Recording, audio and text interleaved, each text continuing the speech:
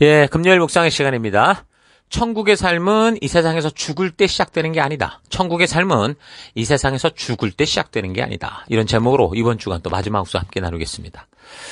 자, 야고보가 예수 그리스도로 말미암아 구원에 이르른 이 백성들이 하나님의 그 진실한 의도를 만나지 못하고 또다시 변질된 구태의연한 그 종교로 전락해가는 그런 성도들에게 펜을 들어서 참된 믿음의 삶에 당연히 나타나는 열매들, 이 행함들에 대해서 이야기하고 있는 게 야고보서인데, 역사적으로 이것을 오해하는 일들이 있었다고 그랬죠.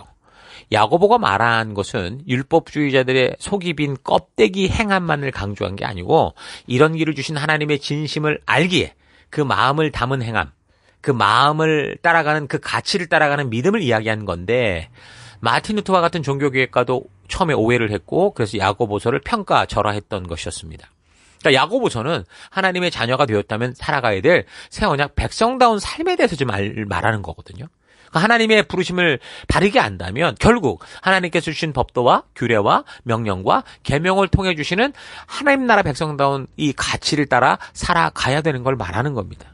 그러니까 바른 믿음은 삶 속에서 바른 행함의 열매가 나타나게 됩니다. 행함으로 구원을 얻겠다는 그런 의도나 목적은 완전히 복음에 위배되는 생각이죠. 그러니까 바울이 그런 유대교 사람들과 끝없이 그 복음의 본질이 뭐냐라는 것 때문에 싸웠고, 예수님께서도 하나님의 의도를 망각하고 자기 생각으로 가득 찬 유대교들을 책망하셨던 거죠.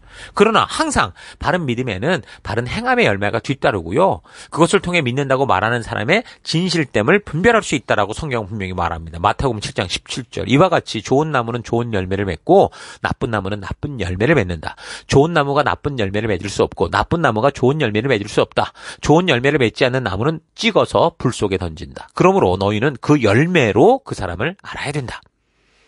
그러니까 행함이 없이 열매를 얻을 수 없어요. 또한 행함이 있어도 바른 행함이 없이는 바른 열매를 맺을 수 없죠. 그러니까 하나님의 뜻을 알아야 바른 행함이 나오고, 그래야 바른 열매, 칭찬받는 열매가 맺혀지는 겁니다. 그래서 우리는 하나님의 뜻을, 하나님의 마음을 바르게 알아야 돼요. 뭘 가지고? 성경과 역사를 통해 하나님의 온전한 뜻을 알아야 돼요. 거듭남이 있어야 됩니다. 그렇게 하나님의 마음을 알아야, 진심을 알아야 하나님과 동행할 수 있는 삶이 되는 거죠. 여러분, 친구로서도 그래요. 그 관계가 오래 지속되고 유지되는 걸 보면 어쨌든 간에 서로가 추구하는 가치가 많이 공통적인 경우가 많습니다. 서로 추구하는 바가 완전 다르고 믿는 바가 다르면요, 친하고 가까운 그런 존재가 될 수가 없어요.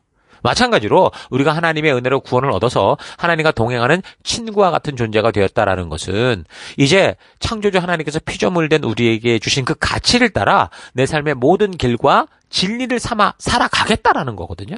그렇게 살아갈 때 우리 하나님이 걸어가시는 그 길을 늘 우리는 함께 걸어갈 수 있는 거, 하나님과의 동행, 우리 예수님과의 동행이 오랫동안 가능한 거죠.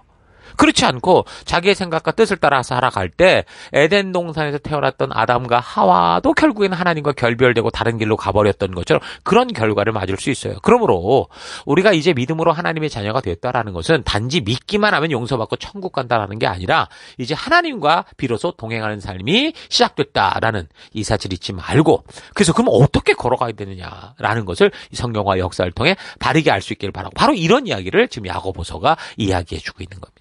자, 그러니까 천국의 삶, 하나님과 동행하는 삶은 죽을 때 시작하는 게 아니에요. 우리가 예수님을 나의 주, 나의 구주, 나의 그리스도로 믿음으로 그 하나님과의 관계가 회복돼서 그 동행을 시작할 때부터, 그때부터 이제 천국의 삶, 하나님 나라의 삶이 시작되는 거예요. 이전에는 내가 죽었던 존재였으나 이제 예수로 말미암아 살아난 존재가 됐을 때, 바로 그때부터가 이제 하나님과 동행하는 하나님 나라의 삶이 시작되는 거죠. 그래서 이 복음의 소식은 단지 잘 되고 복 받고 이런 문제가 아니고요, 하나님과의 관계가 회복됐다라고 하는 너무 기쁜 소식이고, 그래서 하나님 나라 백성답게 이 땅을 살아가면서, 그래서 우리가 고난도 함께 받고 세상의 저항과 싸워야 되는 그 하나님 나라의 법도를 따라 살아가는 참된 믿음의 삶이 어떤 것인가, 이걸 이야기해 주고 있는 게 바로 야고보서인 거죠. 믿기만 하면 마치 신기한 마술봉은 얻은 것처럼 착각하고 믿는 많은 신자들이 있어요. 그건 단지 이 시대 문제만은 아니었어요. 어느 시대나 이런 존재도 있었다고요. 믿기만 하면 내게 능력 주시는 자 안에서 모든 것을 자기 기대대로 할 수 있다라는 이 착각을 벗어나서 진정한 믿음의 삶, 하나님과 동행하는 삶을 살아가는 것은 하나님께서 시내산 언약을 통해 보여주셨던 그 하나님 나라의 법도와 가치를 따라 살아가는 것. 그러니까 하나님의 의도, 하나님의 뜻을 따라 살아가는 것이 바로 믿음의 길이다라고 설명하는 게 야고보서인 거예요. 그래서 이 야고보서는 믿음에 대한 잘못된 오해를 하고 있는, 특별히 이 시대를 살아가는 우리가 재발견해야 될 책인 거고, 특히 우리 한국교회 목회자들과 성도들이 부지런히 배우고 또한 가르치고 실천해야 되는 책입니다.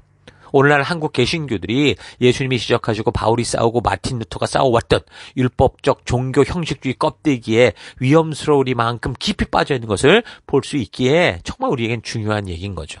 오늘날 한국교회에 대해 미디어를 통해 밝혀지는 목회자들의 심각한 범죄와 그릇된 일들은 바로 우리가 지금 어떤 상태에 와 있는가 보여주는 외면할 수 없는 신앙의 현실이라고 봅니다.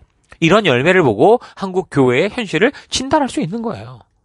그래서 이 위기의 시대에 우리는 더더욱 이 야고보서를 통해서 우리에게 진정한 믿음의 의미를 알게 하시는 하나님의 음성을 깊이 되새기고 묵상해서 바르게 하나님의 백성답게 살아가는 행함이 있는 믿음을 배워야 되는 겁니다. 그래야만 이 시대에 교회와 성도가 사회로부터 인정받고 존경과 칭찬을 받게 되겠죠. 그렇게 하나님의 나라가 커져가는 겁니다. 나는 어떤 것을 믿음이라고 생각해 왔습니까? 아마 지금 여러분들은 자신이 생각하고 있는 믿음이라고 생각하는 가치를 따라 아마 행동하고 있을 거거든요. 진정한 믿음의 삶이란 내 생각과 가치를 따라 살아가는 게 아니고요.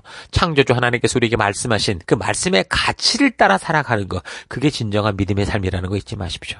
그래서 우리의 생각과 우리의 삶 속에, 우리의 가슴에 우리 하나님의 마음과 말씀의 가치를 심고 새기는 게 진정한 복음의 힘이라는 거 잊지 마십시오. 그래서 그 믿음의 삶은 오래 참고 온유하며 시기하지 않고 자랑하지 않고 교만하지 않고 무례히 행하지 않고 자기 유익을 구치 않고 성내지 않고 악한 것을 생각하지 않고 불의를 기뻐하지 않고 영원토록 흔들리지 않는 이 진리와 함께 기뻐하며 그 하나님의 말씀이 유일한 진리임을 믿기에 어떤 상황과 환경 속에서도 모든 것을 참으며 모든 것을 믿으며 모든 것을 바라며 모든 것을 견뎌가는 겁니다. 그래서 진정한 믿음의 삶이란 그 세상 속을 살아가지만 우리에게 주신 구원의 삶, 영원한 삶을 기뻐하면서 우리의 눈이 이 세상에 머물지 않고 영원한 세계를 볼 수 있기에 그 주님이 기다리고 계신 그 끝을 볼 수 있게 기꺼이 이 땅에서의 어려움을 또 고난을 희생하고 손해볼 수 있는 그런 삶을 살아내는 거죠. 하나님은 우리를 어둠 속에 보내셨습니다. 그래서 우리가 어둠을 탓할 게 아니에요. 그 어둠 속에 빛나는 빛이 되면 되는 겁니다. 야고보서를 읽고 묵상하며 나누면서 진정으로 우리가 이 땅에서 믿음의 사람으로서 어떻게 살아가야 되는지 정말 그 참 믿음의 길을 분별할 수 있기를 바랍니다. 그래서 참 믿음의 소유자답게 아름다운 열매들을 맺어가는 그런 삶을 살아가는 여러분과 제가 되기를 바랍니다. 자, 그래서 오늘 하루 나는 예수를 믿고 산다는 것을 어떻게 생각해 왔는지 좀 차분히 되돌아보기를 바랍니다. 예수를 믿고 살아가면서 하나님의 뜻을 따라 그 가치를 실천하며 사는 인생에 대해서 하나님은 축복을 분명히 약속하셨어요. 성경에 나오는 복은요, 정성과 치성들에 받는 게 아니에요. 하나님의 말씀대로 순종하며 살아가는 사람들에게 주어지는 하나님이 이미 알려주신 그 축복이 바로 진정한 복입니다. 그래서 성도는 복을 받기 위해 사는 자들이 아니라 하나님의 말씀의 가치를 따라 이 세상에서도 어떤 유혹과 핍박에도 굴하지 않고 그 생명의 길을 걷는 거예요. 그 걸음걸이 속에 열매들이 나타나는 거죠. 그래서 진정한 믿음의 삶은 단순히 복받고 잘되는 이런 얘기로 이렇게 그거 말할 수가 없어요. 그동안 우리의 기대를 따라 보아왔던 그래서 나의 욕심을 좀 버리고 정말 하나님께서 우리에게 어떤 믿음의 삶을 살라고 말씀하신지 바르게 깨닫고 그 길을 걸어가는 우리가 되기를 바랍니다.